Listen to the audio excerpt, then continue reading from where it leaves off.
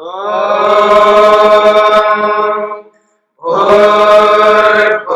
स्वः तत्सवितुर्वरेण्यं भर्गो देवस्य धीमहि धियो यो नः प्रचोदयात्।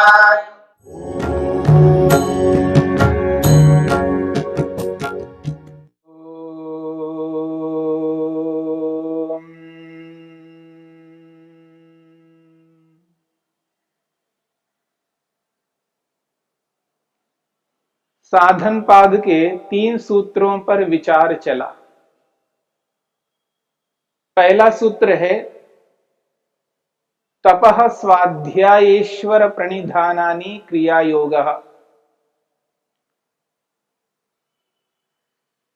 चंचल व्यक्ति को, साधारण व्यक्ति को, जिसने मन को एकाग्र करने का लक्ष्य नहीं बनाया, समाधि लगाकर मुक्ति को प्राप्त करने का लक्ष्य नहीं बनाया, ऐसे व्यक्ति को ध्यान में रखते हुए सर्वसाधारण व्यक्ति को योग का प्रारंभ करना चाहिए, इस बात को सामने रखते हुए महर्षि पतंजलि ने साधन पाद का यह पहला सूत्र प्रस्तुत किया है, क्रिया योग। तप, स्वाध्याय और ईश्वर प्रणिधान रूपी इस क्रिया योग को करता हुआ व्यक्ति पाप कर्मों से बच सकता है। इस क्रिया योग का जो परिणाम है उसको दूसरे सूत्र में स्पष्ट किया है, समाधि भावनार्थः क्लेश तनुकरणार्थश्च। क्रिया योग इसलिए करना चाहिए जिससे व्यक्ति के क्लेश कमजोर हो जाएं और समाधि को प्राप्त कर सके।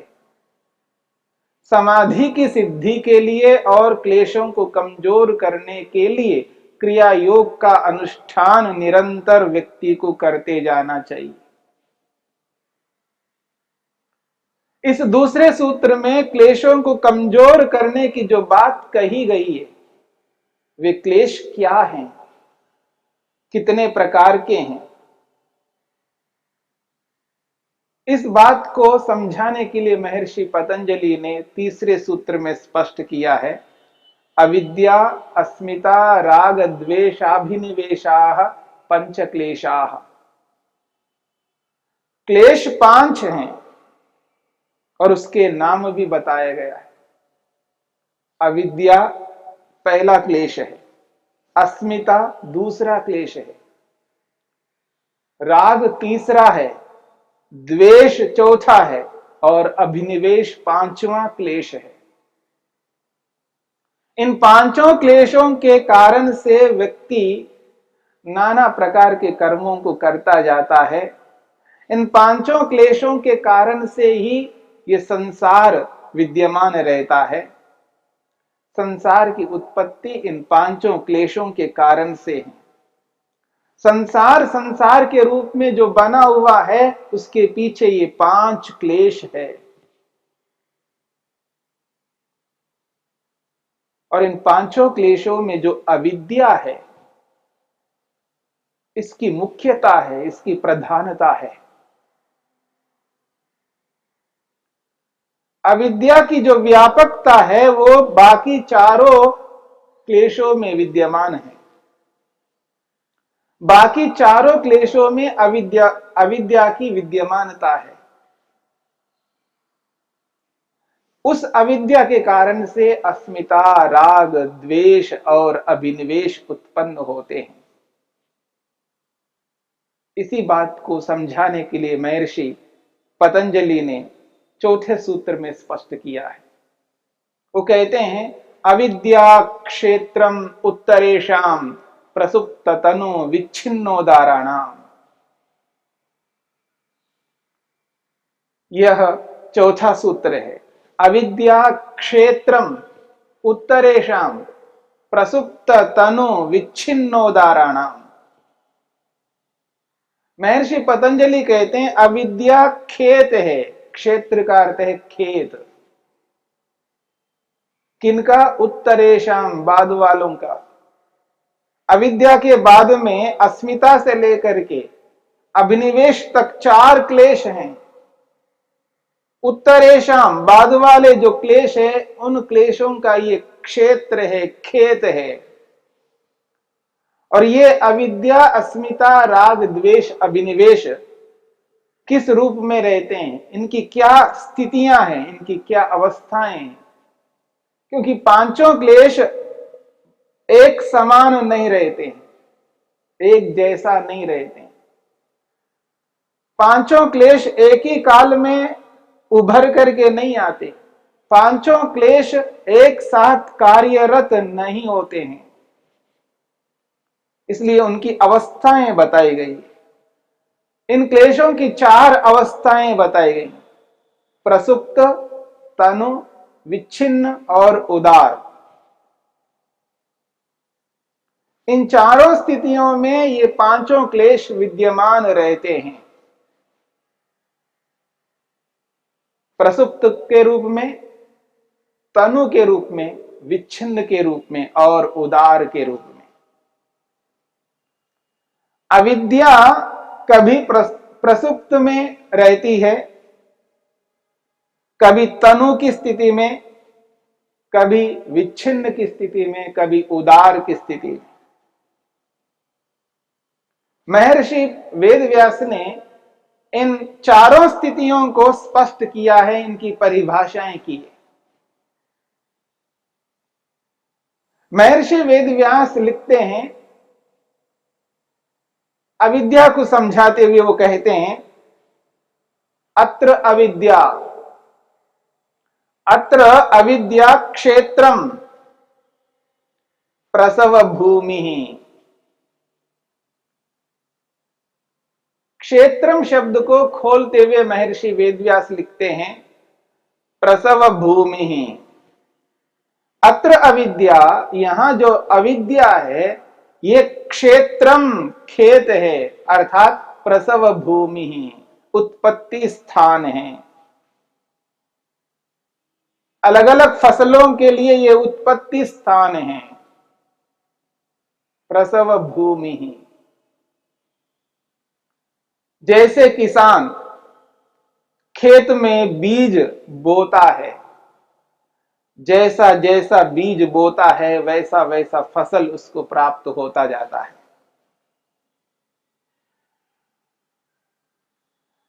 तो वो जो धरती है, जो भूमि है, उसको संस्कृत में क्षेत्रम कहते हैं और हिंदी में उसको खेत कह देते हैं। यहां पर अविद्या को खेत के रूप में रखा है, इसलिए कहते हैं क्षेत्रम प्रसव भूमि, उत्पत्ति स्थान है।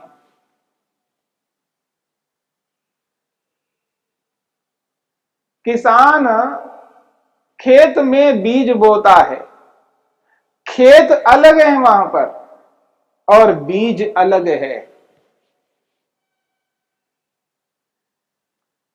वहां पर खेत अलग है, बीज अलग है, परंतु यहां पर खेत भी अविद्या है और बीज भी अविद्या है। अविद्या रूपी खेत में अविद्या रूपी बीज के कारण से अस्मिता नामक क्लेश उत्पन्न होता है। इस अविद्या रूपी खेत में अविद्या रूपी बीज के कारण से राग नामक क्लेश उत्पन्न होता है। इस अविद्या रूपी खेत में अविद्या रूपी बीज से द्वेष उत्पन्न होता है। इस अविद्या रूपी खेत में अविद्या रूपी बीज से अभिनिवेश उत्पन्न होता है, अर्थात अविद्या से ही अस्मिता, अविद्या से ही राग, अविद्या से ही द्वेष, अविद्या से ही अभिनिवेश उत्पन्न होता है। इसलिए कहा जा रहा है अविद्या क्षेत्रम, अविद्या जो है वो खेत के समान है, उत्तरेशम बाद वालों के। बाद वाले कौन हैं? अस्मिता, राग, द्वेष और अभिनिवेश। और ये कैसे हैं? प्रसुप्त के रूप में, तनु के रूप में, विच्छिन्न के रूप में और उदार के रूप में हैं।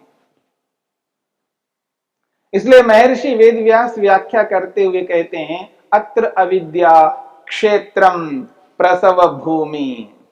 यहां पर अविद्या खेत के समान है, प्रसव भूमि है, उत्पत्ति स्थान है। इस अविद्या के अंदर ही अस्मिता उत्पन्न हो जाती है, इस अविद्या में ही राग उत्पन्न हो जाता है, इसी अविद्या में ही द्वेष उत्पन्न होता है, इसी अविद्या में अभिनिवेश उत्पन्न होता है।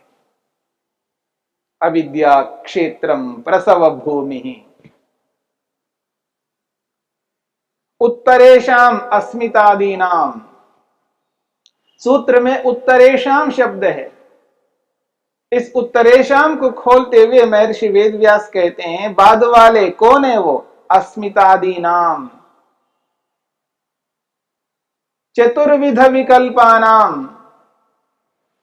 वो अस्मिता के रूप में, राग के रूप में, द्वेष और अभिनिवेश के रूप में, चतुर्विध विकल्पानाम। ये 4 प्रकार के विकल्प वाले हैं, 4 प्रकार के भेदों वाले क्लेश हैं।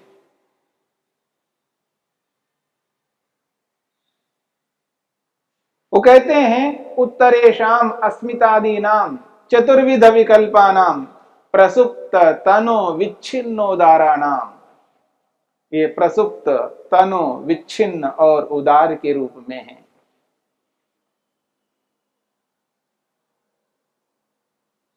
पहला है प्रसुप्त। ये पांचों क्लेश प्रसुप्त के रूप में विद्यमान रहते हैं।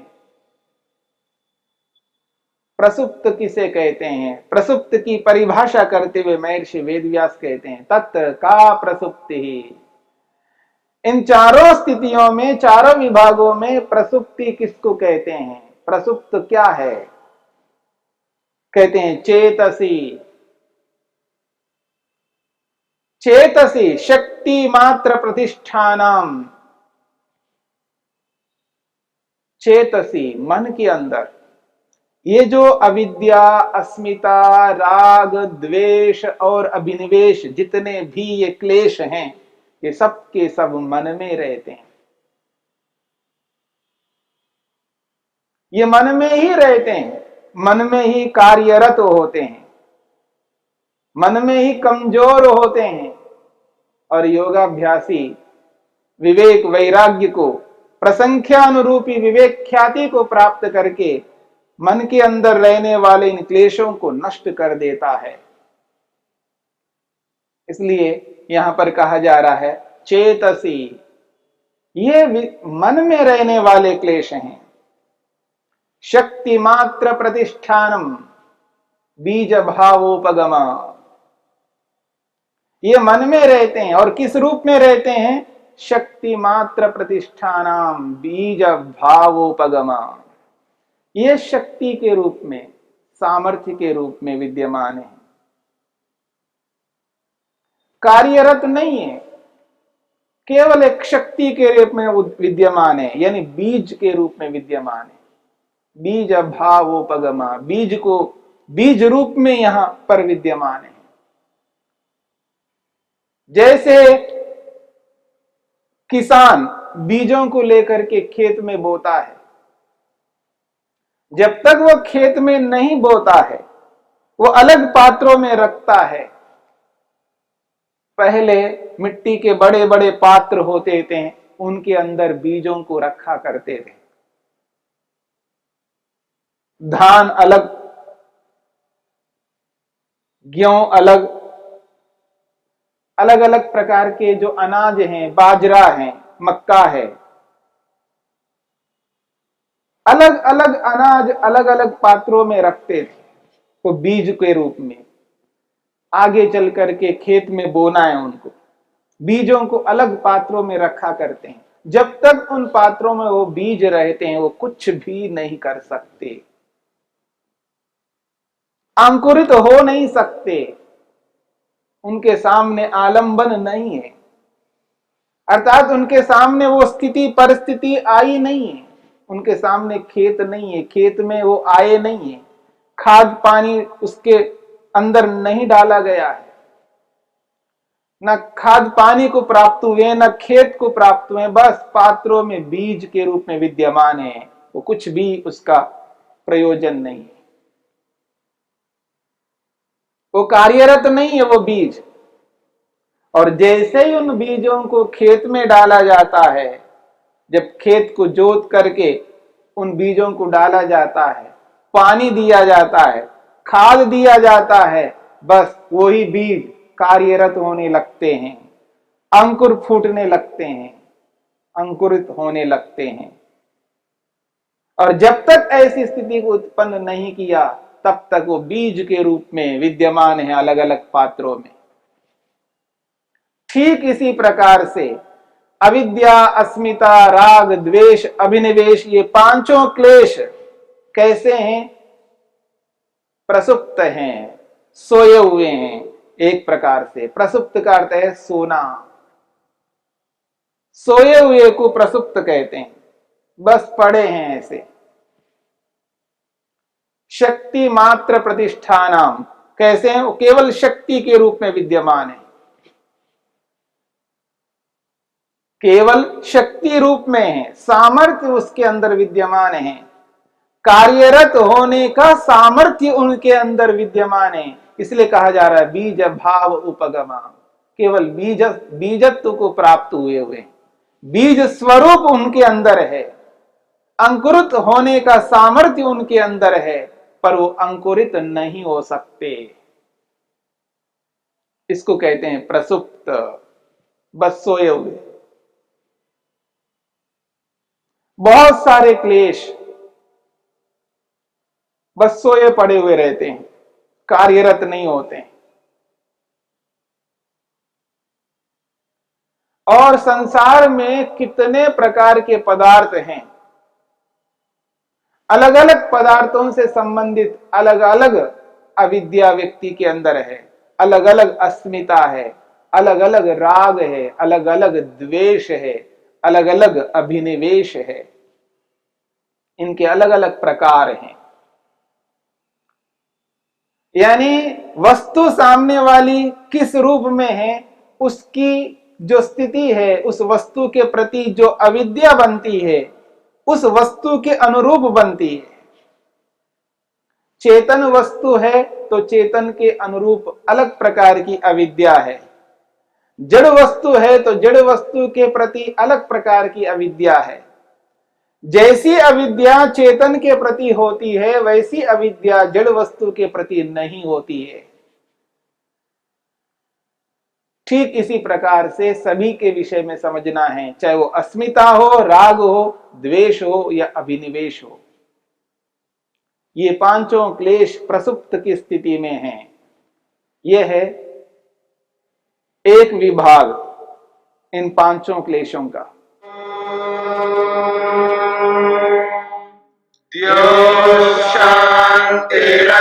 शांतिरंतरिक्षं शांति पृथिवी शांतिरापः शांतिरोषधयः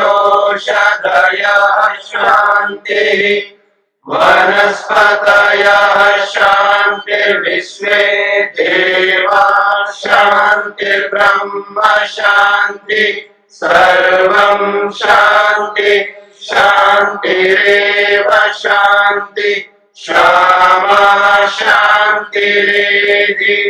ओम शांति शांति शांति।